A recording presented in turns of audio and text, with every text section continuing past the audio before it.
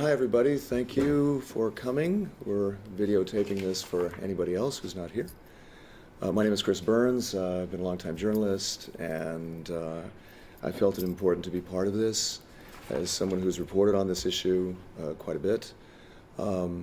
Missing children and the growing emergency that we're seeing now, especially in the Balkans, where borders are now going up again, and we might see a real explosion in Greece. This is a big, big problem, and quite often the question of missing children is overlooked because it's overshadowed by so many other things going on.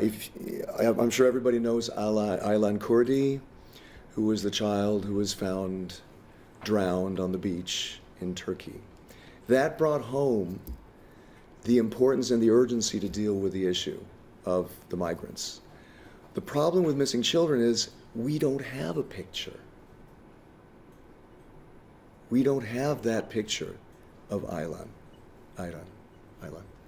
And this is why it's difficult to convey, but we need to do that, and we need to shed more light on it, and that's what this report is about. So, because my voice is going, please, I will pass it to Delphine now. Good morning, so thank you for coming. Please have a coffee and a croissant. It's very early morning. Thank you for coming and for joining us in listening to some of the messages and the findings that we have from a report that we've been doing with many partners across Europe.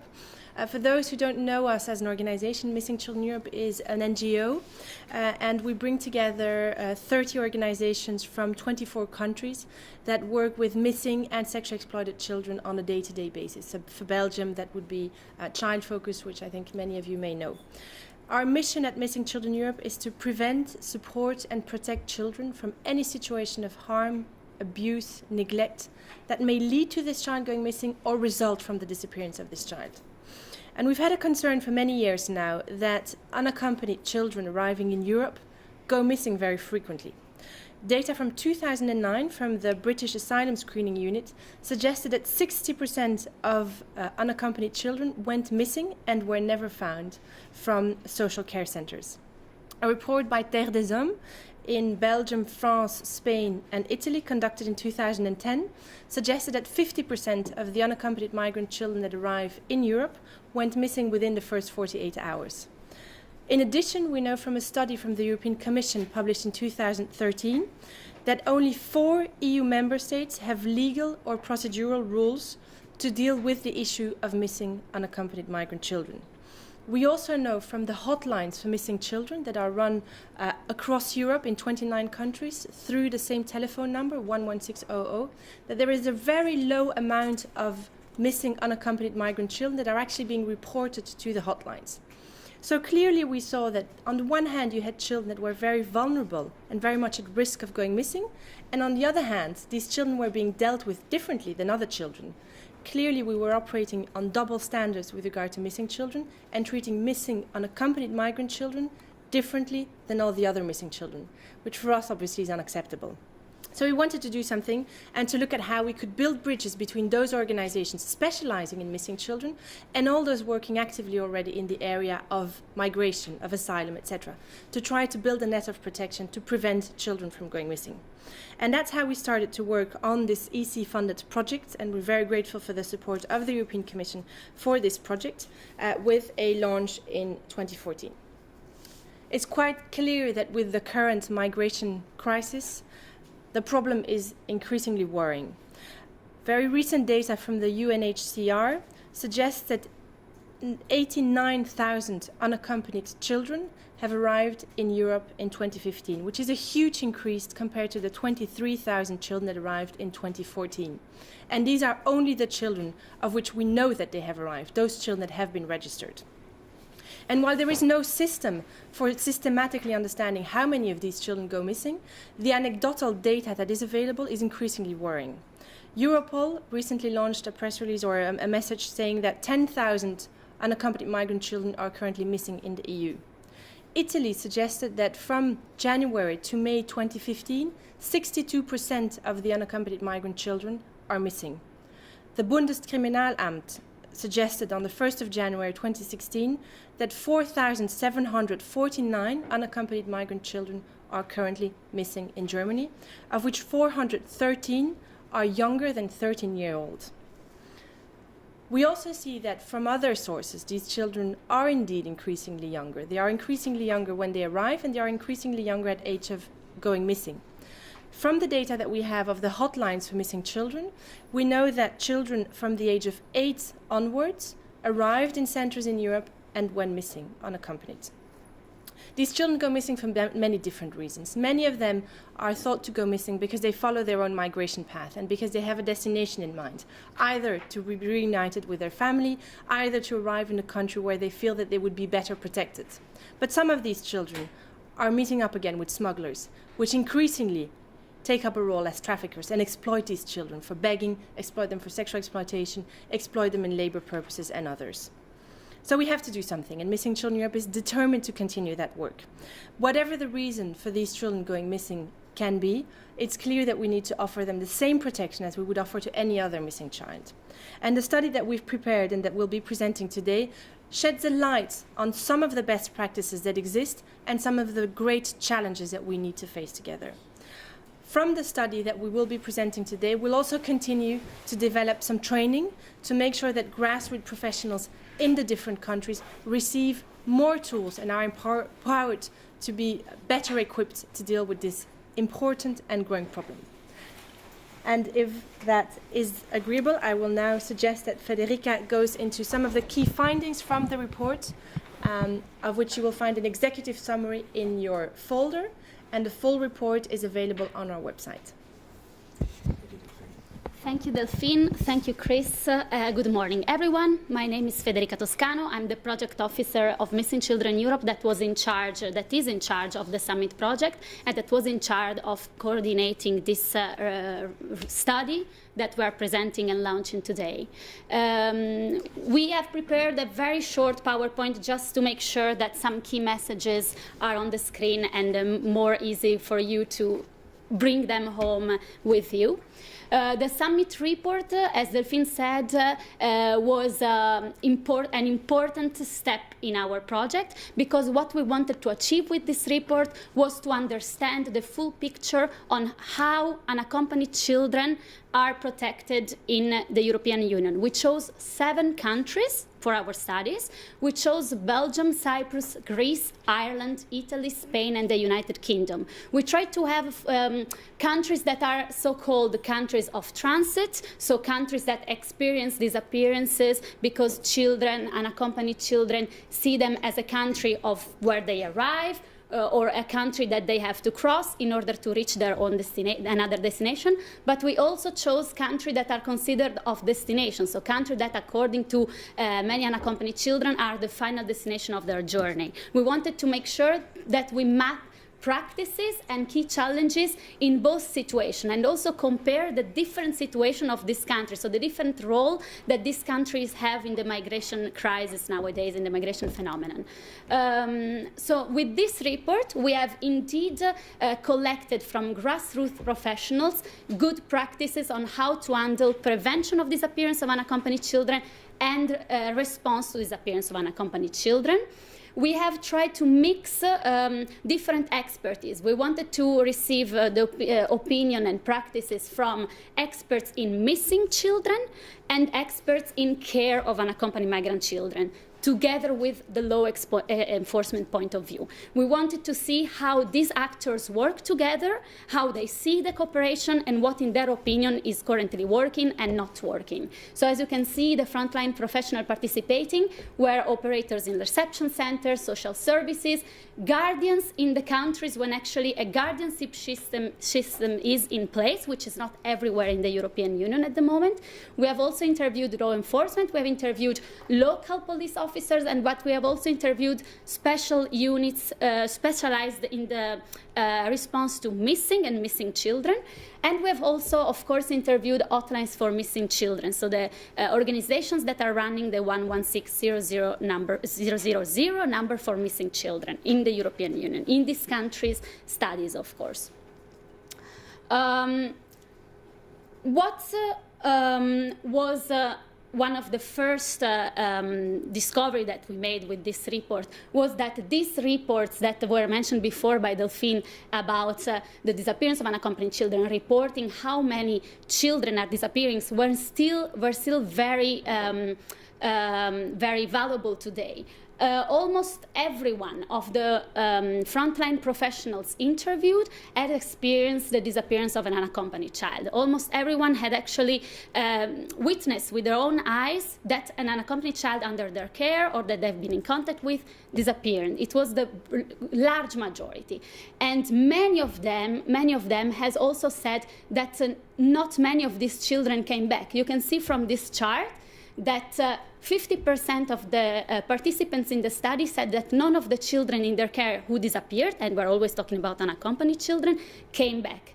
And 37% said that only from 1 to 10 came back, which is extremely worrying because it means that either came back or they were not found or it was impossible to establish the whereabouts of these children once they've left the center.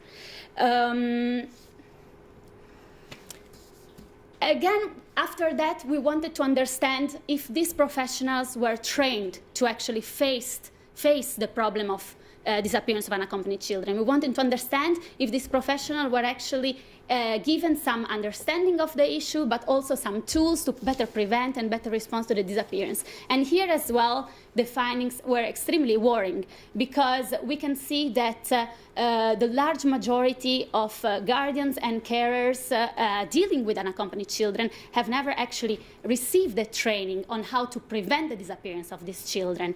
And law enforcement as well was not prepared, was not trained to prevent the disappearance of unaccompanied children. It's a bit different for the hotlines because, of course, the hotlines for missing children are organizations that have missing as their main aim, their main activity, and so they are trained to prevent and respond to disappearance. But here as well, even in the hotlines prevention, we see that there is a bit of a mixed figure. This lack of training in preventing and also, as you can see in the next slide, in responding to disappearance is specifically worrying for us because we have conducted this study in 2015 when the number of unaccompanied children arriving in Europe was much lower than what it is in 2016. And we know that in 2016, many organizations had to hire urgently a lot of staff. And when the situation was less worrying, staff was not properly trained. And we cannot imagine, like today, when actually a lot of new staff was hired specifically to face the urgency of the situation, we can imagine that probably the situation of the training is still very concerning, still very worrying. And this is why we think that the handbook that we will produce after this report, the handbook of good practices for professionals, will be extremely useful to try to respond to this problem of lack of training and hopefully make some progress and make sure that all the professionals working with unaccompanied children are trained to prevent and respond to disappearance of unaccompanied children. So we, as you may have understood, and you will see from the executive summary that is in the folder that you have received today, the research study is divided into 3 sections. One section is dedicated to prevention of disappearance of unaccompanied children, one is dedicated to the response, and one is dedicated to the aftercare. So what happens when an unaccompanied child went missing but is found in the very limited cases when actually there is the possibility to understand what happens to the child, where is he, and he's brought back to care. We will highlight only a few, and of course, if you have questions, there will be time later to answer to specific concerns that you have or to specific information that you would like to receive from us. But here some of the, for us, more important findings of this report. So as you can see, striking immediately, lack of prevention activities. What we have been reported by the participants in this study is that prevention is not structured. There is not a clear strategy in any of the countries involved in the study. So we have actually recognized quite similar challenges everywhere in all the countries, despite the different roles that these countries play in the migration crisis in Europe, despite the different geographical positions, the challenges are very similar everywhere in Europe. And one of them is the lack of prevention. We've seen that it depends, the preventing activities depend a lot from the motivation of the operator involved, of the reception center worker, of the law enforcement, the local law enforcement. It really depends from their motivation, their understanding of the problem. There's not really clear activities, clear procedures, official strategies, national strategies as well, that make sure that these children don't go missing. The situation is extremely scattered within the same countries. In some cities, there might be better structures, better communication between the actors. In other cities, the situation might be completely different. The length of legal procedures to obtain family reunification, for example, to obtain to be transferred to another country for reasons, for the individual reasons of the child, are extremely long. These procedures are considered by the child extremely long and inefficient, and the child is often scared not to obtain a successful response from their authorities. So often the length and complexity of legal procedure is a reason to leave the center and to make sure to achieve the individual goal alone. And this, of course, exposes children to extremely worrying risks. But the children, even if aware of these risks, sometimes prefer to leave, take their own chances to achieve their own goal. A very worrying finding of this report is that not often reception center operators, guardians, social services work together to understand how likely it is that this child will go missing. Sometimes this depends on the fact that the child go missing within very short time. In many cases, children go missing within 48 hours. But sometimes this is mainly because the problem of missing, as we have said, is not really understood. And there is a sort of an assumption that if the child wants to leave, we'll leave anyway, and we will not be able to do anything against this will. So this lack of assessment of the likelihood that the child will go missing also leads to a lack of an appropriate care plan tailored on the needs of the child, tailored on the background and the history of this child. This is particularly worrying in the cases of trafficking. The links between missing and trafficking are not properly understood, and often social services, reception center operators and guardians are not trained to recognize these links. This, of course, has an immediate, direct impact on the care plan that is established for the child, and of course on the measures that are taken to provide prevention prevention of the disappearance of this child. One thing that we have understood from the study is that operators and law enforcement often recognize behavioral patterns related to the nationality of the child. It is often quite easy to recognize nationalities that will go missing most likely. We have seen, for example, in the UK that Vietnamese children go missing very often. In the reception center in Spain, they witness a lot of disappearance of Moroccan kids. In Italy, Eritreans, Somalians go missing very often, also Egyptians, even if it's not written in this slide. This shows that law enforcement has a role in preventing disappearance of missing and unaccompanied children, because intelligence gathered by law enforcement on trafficking rings in the country, movements of smugglers in the countries, are all information that may be useful for the social services operating with children. These are information that may be useful for them to understand what is the best care plan of the child according to its nationality. But often the intelligence gathered by the law enforcement is not transferred to those that are working with unaccompanied children. And therefore, these people that are directly working every day with these children don't know what are the risks to which this child is exposed. And this is something that it will be very worthwhile to work on, how law enforcement could be useful to better prevent the disappearance of unaccompanied children by sharing the knowledge that they have. Another important challenge recognized in every of the 7 countries involved in the studies is that agencies it's very challenging to exchange information on a child between agencies. This happens for many reasons. Every agencies have a system to collect information on a certain child.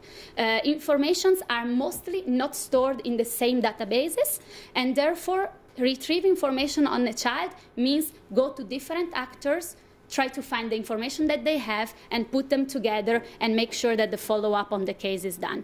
As you can imagine, this creates delays. This creates delays in the response on a disappearance. This is not efficient. Many operators, many child protection authorities as well call for databases, for system to where all information about a certain child is stored, to make sure that this information is easy to be found and easy to be used when needed. As Delphine said, many children, many unaccompanied children who go missing are not reported or are reported very late. This happens with young children and with older children in both cases. The reasons are multiple. Social services may be understaffed, may have very little human resources available to care about the children, and sometimes reporting takes time. It requires to go directly to the police, to the local police, take a couple of hours to report a disappearance, and this has an impact on the everyday work, of course, of the care center. So this may be one of the reasons. Other reasons that are reported for justifying delay reporting is the fact that it's the same police that requires to wait a certain time before reporting the disappearance. It's the same police that says you have to wait until you're sure that the child is missing. So you have to wait at least 24 hours. This happens in some countries. In some countries, there is a fixed time before which the reporting is not collected by the police because they feel the child would be able to come back. Maybe will come back, you never know. In some cases, there's no reporting simply because it is perceived by the operators working with children that there will be no follow-up from law enforcement. So they simply avoid to lose time reporting the disappearance, which will never happen with any other child. Lack of consistency and procedures for follow-up are also a very common challenge in all the countries studied. A lot of time the child does not present as a victim. A lot of time the child is assumed as left out of his own will because he's following a certain migration path. But this is not the case for every child. There is a lack of the assessment of the reasons why a child would go missing. And because of this lack of assessment, there's not a concrete, proper follow-up on the case, especially in very worrying cases. This has been reported by social workers, reception centers, as you can see in Spain, in UK, and I can say to you everywhere in all the countries studied. I try to be a little bit faster because I know that we have a lot of information in this study, but you can read it online and download it online or read the key findings in the executive summary that you have in your folder. We have seen among the most efficient good practices in Europe that the establishment of multi-agency hubs, multi-agency structures helps a lot. We have seen this in UK especially. In some cities in UK, there has been we have witnessed the creation of offices where psychologists, police, and experts in trafficking are sitting together and receive cases of disappearances of unaccompanied children. This allows them to suggest ways of responding to the disappearance, allows them to gather information, gather data, and suggest better ways to respond in this case and in other cases. And it has been reported that is an extremely efficient tool that they think could be easily exported everywhere in Europe. I have a couple of more slides about cross-border operation, cross-border cooperation especially. Cross-border cooperation is reported to be almost inexistent in Europe in cases of unaccompanied children, which is extremely worrying, especially if you consider that the large majority of unaccompanied children move across borders. Law enforcement, guardians, reception center officers have said to us, as soon as we think that the child has left the country, we stop our activities. There's no follow-up. This has an impact also on the number of children that are actually of which the whereabouts has been established. If a child has crossed the border, will be missing, and the carers that have worked with him until now will not be able to understand if he's safe, if he has reunited with the family, etc. If you're interested in this specifically, we have more information that we will be happy to share with you. And to conclude, just a little overview on aftercare activities. Participants reported that interviews with children that come back or that are found are extremely important, but often not conducted. And here we have again a problem with information sharing. If information are collected by the child because it's interviewed, often this information doesn't reach the people that then have to care for the child, that then are responsible for his safety. And again, we have the same problems we had for prevention before. So this is just a very short overview of the main findings that we have collected with this report. As I said, in this executive summary that is in your folder, you will find detailed information of all the findings, and the report is online with all the data from the operators and the law enforcement and guardians that participated, and with the quotes from them directly. So you can hear their opinion, you can see their opinion, and you can touch yourself what is their experience. Thank you, Federica.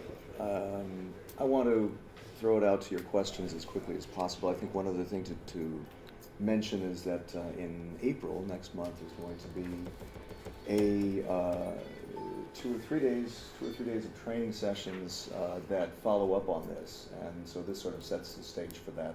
Delphine, maybe you can have a quick word on that. Absolutely. So obviously our goal is not only to try to understand what the issue is, but also make sure that we have an impact and that we change the situation at the grassroots. So based on this, we've also collected some best practices, and we'll be developing a handbook, a practical handbook for grassroots operators on how to prevent, respond to missing unaccompanied migrant children. And we will be organizing a training in Brussels on the 14th and 15th of April, of which a first opening session will be also open to the public. The rest will be really around workshops, very practically with the operators that we'll be able to invite.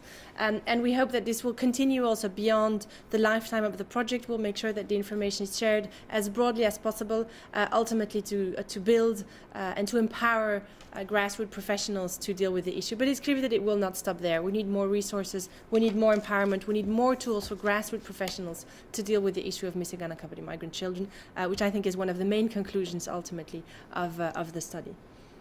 Please, this must have piqued your curiosity. Are there any questions at this point?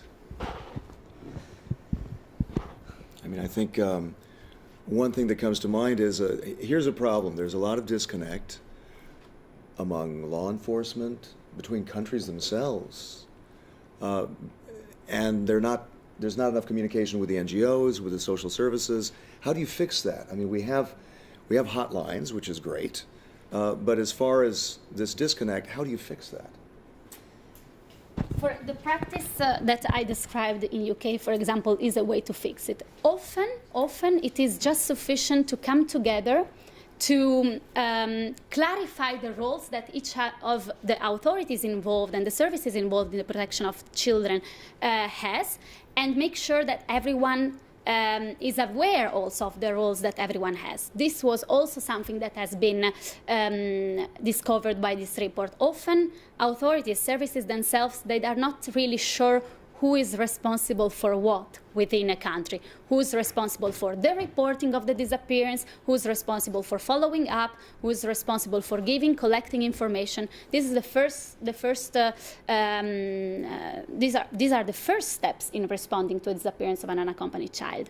In several of the countries involved in this study, and I mentioned Greece, I can mention Italy, I can mention UK, I can mention Belgium, hotlines for missing children who are especially concerned with the problem of missing and are experts in this field, has been promoter of protocols between authorities that could definitely clarify the different responsibilities and the different steps to take when there is a disappearance of a child. And that had an impact, for example. This is a good practice that definitely we are exploring better. Okay. Any questions at this point? Please. So if I understand correctly from one of your slides on responses, is that there are either delays in reporting the children missing or no reporting. In your experience from the project, what is, let's say, the general reflex of authorities when it comes to reporting a disappearance of an unaccompanied child in this case? And what happens if the child is indeed reported as missing? What do you see happening actually, particularly in cases of cross-border interest? I think there are a lot of things that should happen that perhaps aren't happening. For instance, it's surprising that hardly any of the participants in the study saw that Interpol yellow notices were being used for reporting or notifying the disappearance of a child, or Interpol tools in general. While this would be used, perhaps not sufficiently, but it would be used for missing children in general. And there are a lot of tools and systems available to protect children when they go missing, also across borders, which are not being tapped into when it comes down to unaccompanied migrant children, simply because they're not being reported in the first place, as you mentioned.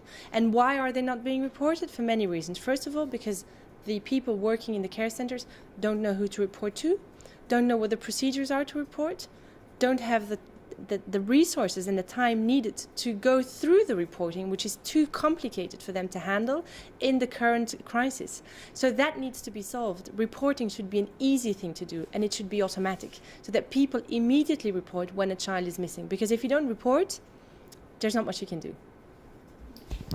Another thing that, Terry, yes, go ahead, please.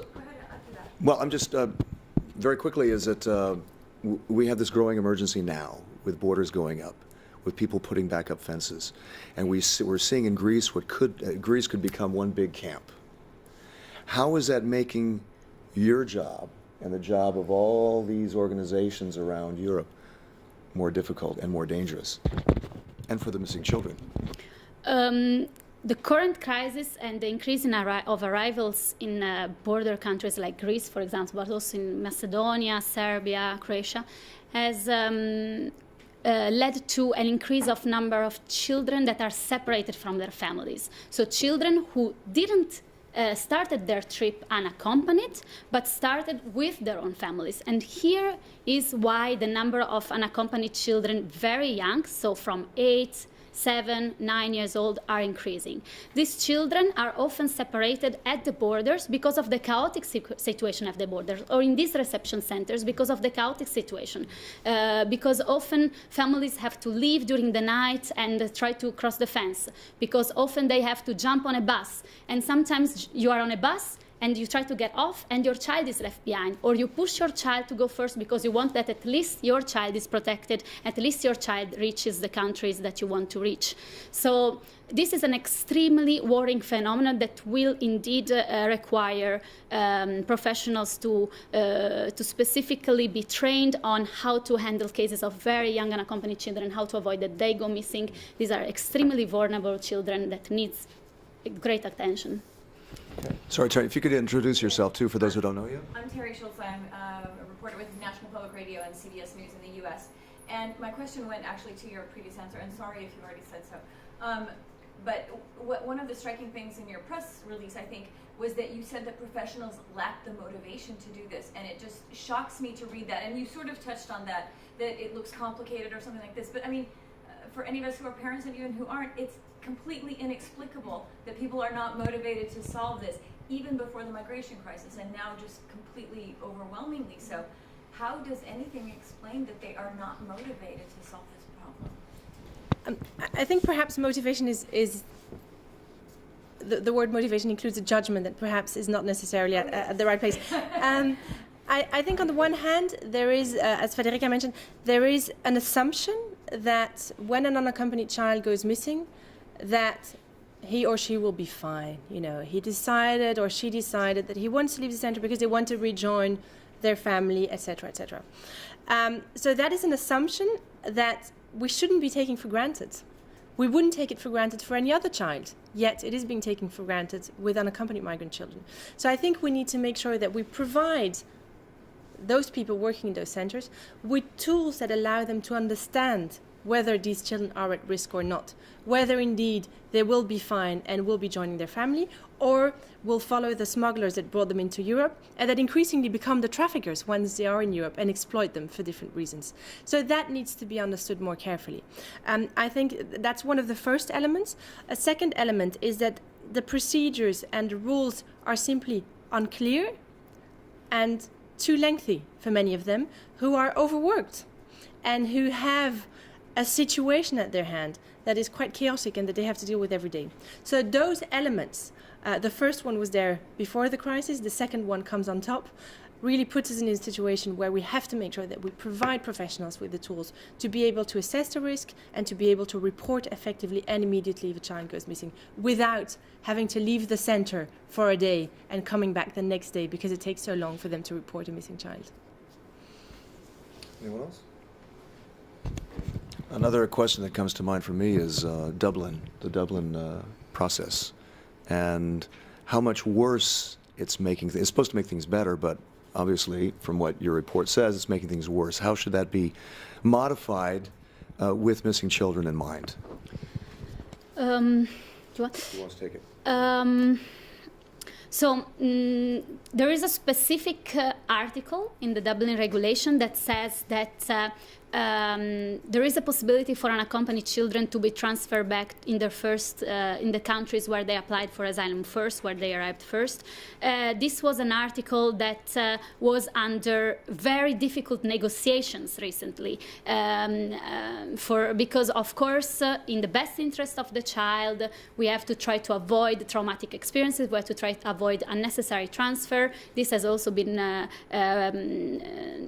in the center of the decision of the Court of Justice very recently, but the same fact that very difficult negotiations are ongoing on this matter, on how, when, if to transfer unaccompanied children back to countries that they left, the same fact that institutions are not able to find an agreement on this is a demonstration on how complicated the matter is and how important the matter is. We have heard the reception center operators saying as soon as reports to Greece were stopped, were blocked, less children went missing.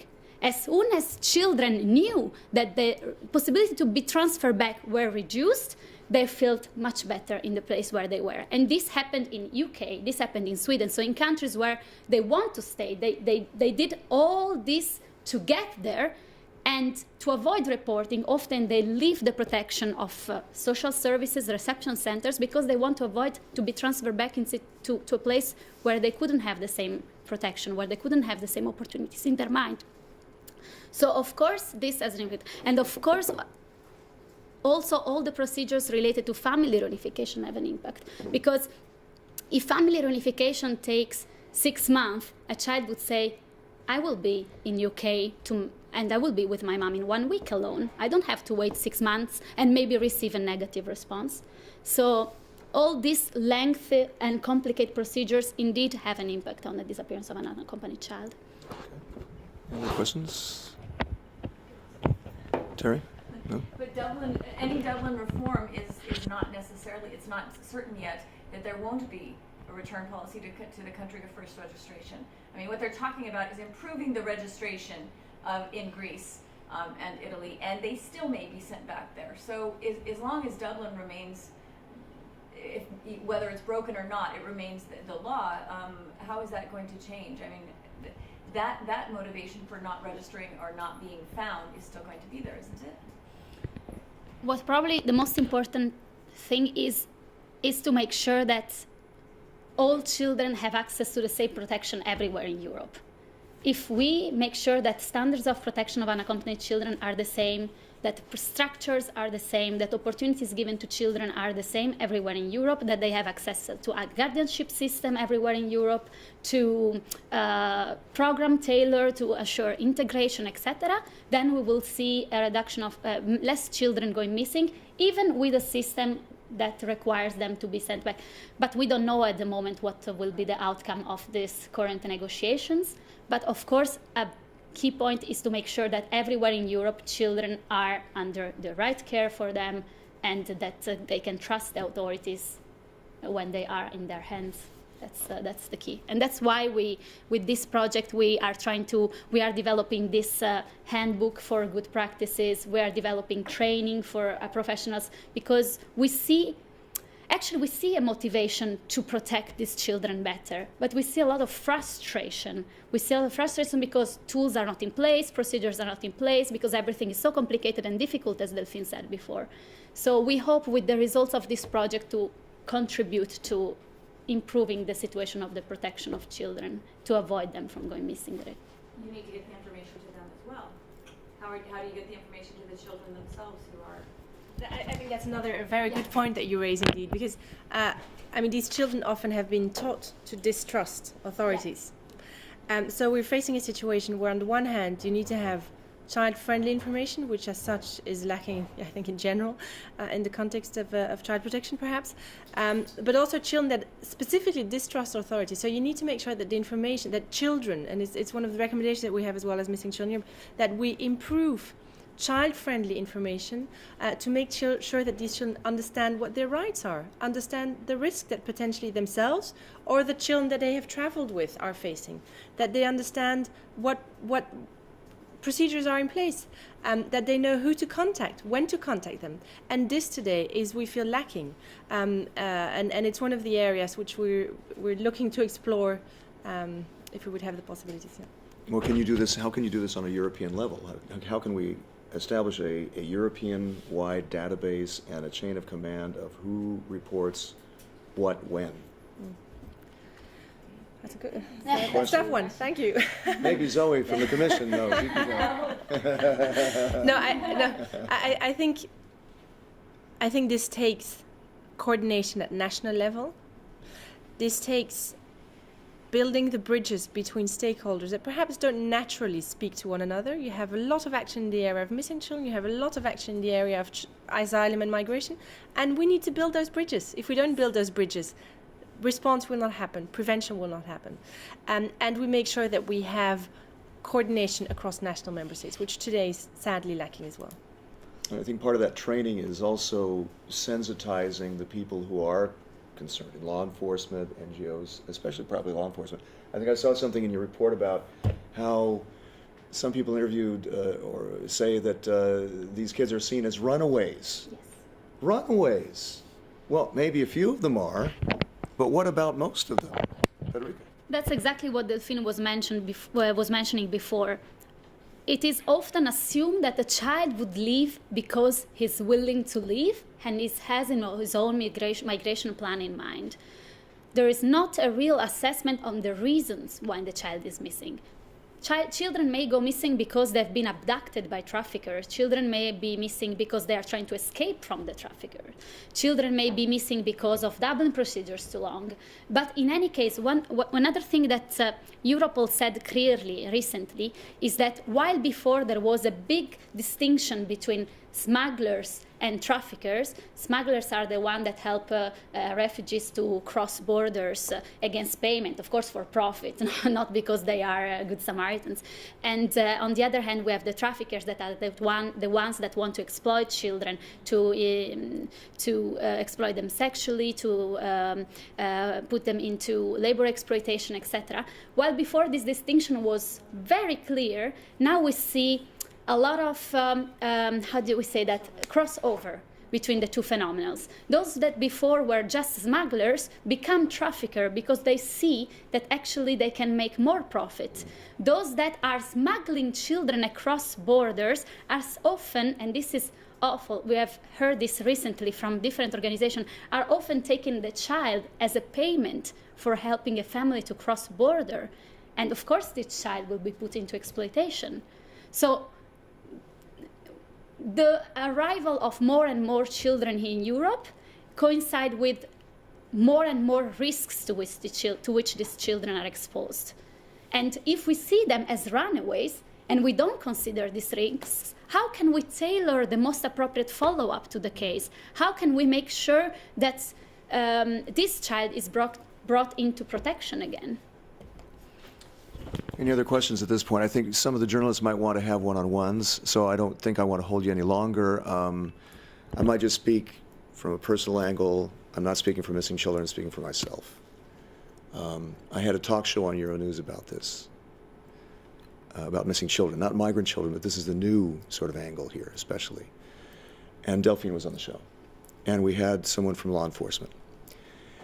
And in researching for this, I found out that Missing Children Europe and other organizations like that here in Belgium were an outgrowth of the Marc Dutroux child murders.